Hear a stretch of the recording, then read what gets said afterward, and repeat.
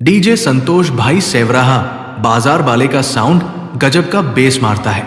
चलिए देवर जी उनका डीजे रिमिक्स गाना बजाते हैं। कैसे नजरिया